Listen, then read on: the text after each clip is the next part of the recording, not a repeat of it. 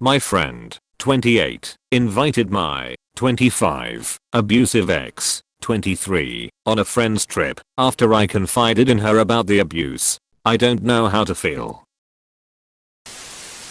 Cut this friend off, and any others who are willing to be friends with your abuser. They are toxic and don't value you. I appreciate how hard that is, but their actions speak loudly. They'd rather have him around than you be safe. They think their enjoyment of his company is more important. You don't need people like that in your life. Make it clear to people that you were abused by him and won't be around him.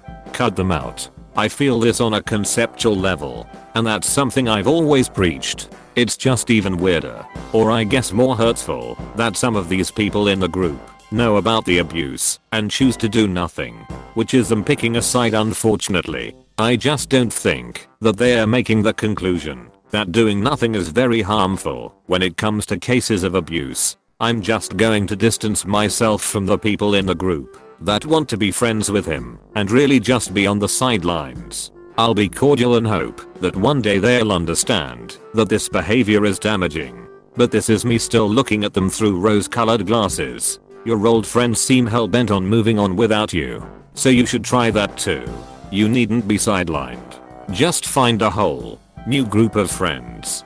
People that demonstrate you have value. Your existing group of friends don't value you. Shitty behavior from shitty people. These are not the kind of people you want in your life. It really comes down to a choice. If they want to remain friendly with this person, no one can stop them. However, to completely disregard your feelings and your safety concerns makes it very clear that they have indeed chosen a side. Listen to your closest friend. And this is one trip versus your well-being. I think it's very important to set boundaries for your well-being, and this is a moment that you really should choose yourself over all of them. You're right. They have chosen a side. And that hurts so much, because you'd think that someone who is closer to them, me, would be believed and cared about, even just a little more than my abuser. I've already decided I'm not going, and it just doesn't sit right with me that the organizer didn't respond to my decision with the reasons I've provided regarding my safety. But I'm not surprised, based on her willfully including him to begin with. That she didn't even respond is a deal breaker too. Pick any one of her deal breaker moves and end your dealings with her and this group. Choose your dignity, choose your self-care, and deliberately choose your future family of friends according to their straightforward demonstrations of kindness and trustworthiness. Nothing less. It is not enough to be around. People you welcome as friends should be wonderful, loving, positive influences in your life who make you feel supported and encouraged. Being alone for a bit and being your own positive, loving supporter is better than giving up your dignity to get along. You're right. A lot of her actions, and even when my friends and I went through the message she sent me, it was filled with red flags. And thank you for reminding me what a friend actually should be. Oh, I've been here.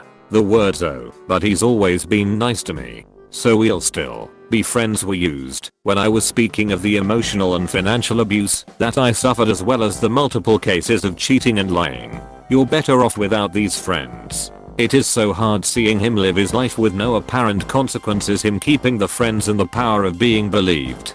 But known in your heart that you are a good person and you deserve better than that relationship and those friendships. Not taking a side means they are taking his side, and they are not the people you want in your life. Thank you so much for this comment. I'm so sorry that this happened to you and that you've been enduring not only the abuse, but the inconsiderate of your past friends. It's ridiculous that people so easily perpetuate the cycles of abuse. I really hope that you're in a better and safer place now.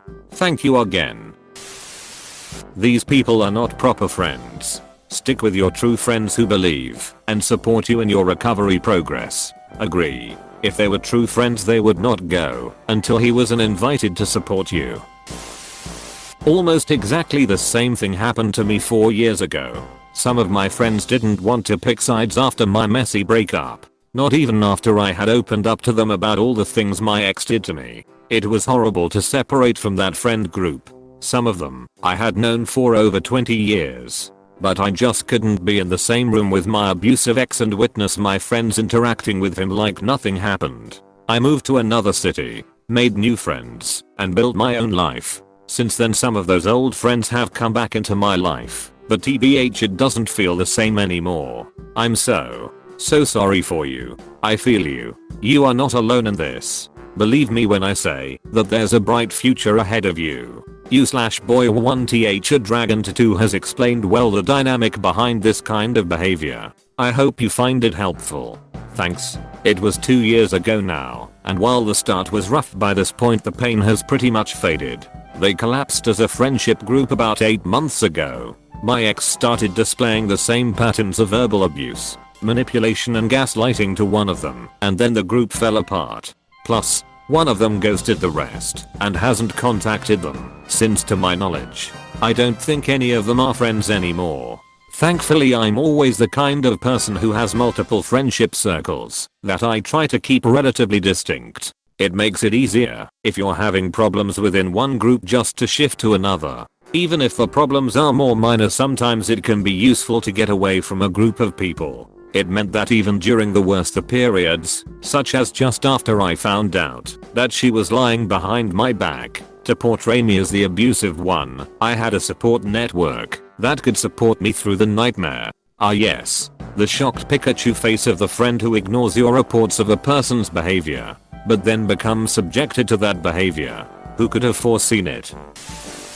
I just keep going down the mental rabbit hole that women aren't believed when it comes to their abuse. No one's believed when it comes to their abuse. I'm a guy, and I was in a relationship with a woman who hit me, gaslit me, verbally and emotionally abused me. I had screenshots of a conversation where she told me I was going to hell for being raped as a child, for fuck's sake. Still, when it all came out, including the screenshots, there were far more people who took her side than mine. Don't let yourself think this is a sexism thing. It's really not. This is a shitty friend thing.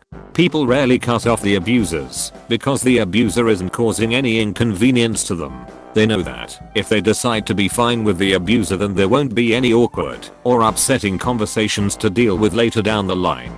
That they won't have to explain to the friendship group what happened or why the abuser isn't being invited to events anymore. Whereas the victim may need emotional support. Certain collective memories surrounding their abuser will have to be quietly excluded from possible conversation. It's horrific, but it'll be far easier for them to exclude you than to exclude your abuser. So that's what they'll do. And when you eventually get pushed out, they'll justify it as you growing apart. Now, I didn't let that happen. When it went down with me, I sent each one of them the messages, which they'd already seen, and a pre-written message condensing what she did, and then pointing out that what they were doing was fundamentally wrong and morally disgusting. Then I ditched them. The friends that were loyal and good stuck by me, one of whom is my partner now of 16 months, ended up forming a new, less toxic friendship group, while the latter had to deal with their group and subsequently imploded. If you want some advice from me, put your friend on loudspeak. Point out exactly how shitty what she's doing is. Point out that it's morally wrong, and then leave it at that. Ignore her justifications and grey wall her. Don't let her emotionally manipulate you into having a conversation or a discussion. Lay out exactly how your ex was abusive, how much you trusted your friend, how unsafe you feel around your ex, and how betrayed you are by the friend. Then walk away from the friendship. Don't spare her relationships with your other friends. Make very clear why you're cutting her off. In these kinds of matters, it's far better to be ruthless and not to spare anyone's consciences, and then just be willing to walk away from the whole situation and make another friendship group independent of this BS. You're absolutely right. No one is believed when it comes to abuse. I'm so sorry for writing that sentence including only one gender and not everyone. I was just so in my own head about my experiences and identities last night when I was writing this. I'm so sorry that your ex did all that to you and even exposed information that you so vulnerably shared with her. I'm even more sorry that your friends took her side as well. But damn, that second paragraph you wrote is so depressing and is definitely the train of thought that I can reasonably come to a conclusion to for them. I know assigning intentions to actions for other people is harmful, but I just don't understand why they would choose him over me, and this is the only logical reason to me. And I guess a lot of other people in this comment section too. It's just shitty because the abuser still gets to live their lives without repercussions, and we, as victims, just have to pull ourselves up by our bootstraps and continue living. But so many aspects of life have changed. I'm very happy to hear that you had the courage to speak out about what happened to you, and that you have genuine friends and a partner who believed you and helped with your healing process. I just wish I had an ounce of your courage as well. It's just difficult when the organizer is kind of the ringleader of the friend group, and most of the people in the group don't really speak up to begin with. It's a lot of, "I'd rather stay in mild inconvenience than ruffle feathers" type of harmful behavior. But I'm distancing myself away from this group for sure. I'm thankful that I have other groups of friends that I can fall back on for support. And reading your comments in this thread, it seems like you had that too. Thank you so much for sharing what happened to you and giving very solid advice that I wish I had the bravery to take. It definitely makes me feel less alone and that there is some sort of light at the end of it all. DW about the gender thing. I find it helps to get perspective on these things. I certainly felt a similar train of thought when I was leaving my abusive relationship and I saw just how little support I got. I assumed it was because she was an immensely privileged, upper class, rich, white woman that she got away so easily, and by contrast I'm poor, working/lower middle class, tattooed and obviously a man. However, I'd seen enough of my true friends go through similar situations. It certainly doesn't help being a guy like me who's talking about being abused, but it's not really the main dynamic in the situation. T's just shitty because the abuser still gets to live their lives without repercussions, and we, as victims, just have to pull ourselves up by our bootstraps and continue living. But so many aspects of life have changed. It's why I'll always advocate calling them out. I saw the emotional damage it did to my ex-friends who chose my ex over me just by refusing to slink away quietly and pointing out their exact moral hypocrisy to them. It destroyed them because it made very clear why I was leaving and just how immoral their decisions were. Victims are often encouraged to quietly leave, but I don't think it's healthy or fair. It's the closest thing to retribution you'll get. Pointing out their utter, total, selfish and cruel betrayal and not letting them delude themselves into thinking that they are making the right decision. They shouldn't get to live peacefully without disturbance. Why you have to start over.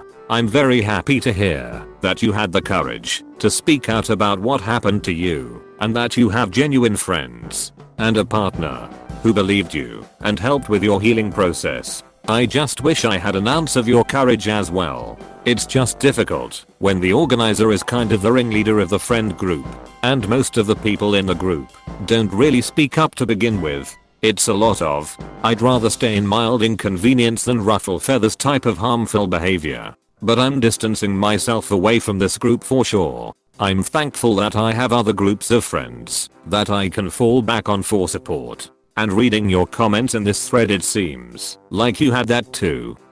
I think simply by calling out the situation you might stand a chance of rectifying it. It's why I ended up doing what I did, and it netted me a few friends from the group who I've stayed in touch with. The organizer is always a role you can replace. I was a student when it all went down, and the first thing I did, thought it'll sound stupid, is buy a TV. I was already permanently staying in halls for other reasons, so it allowed me to create a separate organizing hub around me and my room, and just allowed me to organize my actual friends around without my ex. It helped detach people from the group who were just scared of speaking out from the genuine bastards. I did have other friendship groups. Thankfully I had my gym brothers who always had my back. Very wholesome group of lads. Thank you so much for sharing what happened to you and giving very solid advice that I wish I had the bravery to take. It definitely makes me feel less alone and that there is some sort of light at the end of it all. Just do right by yourself and what you feel you can and can't do. There's always a light at the end of the tunnel. Life always tends to get better if you're willing to leave the past behind. I think I cold found much of the same solace just by walking away, which is something you can always do.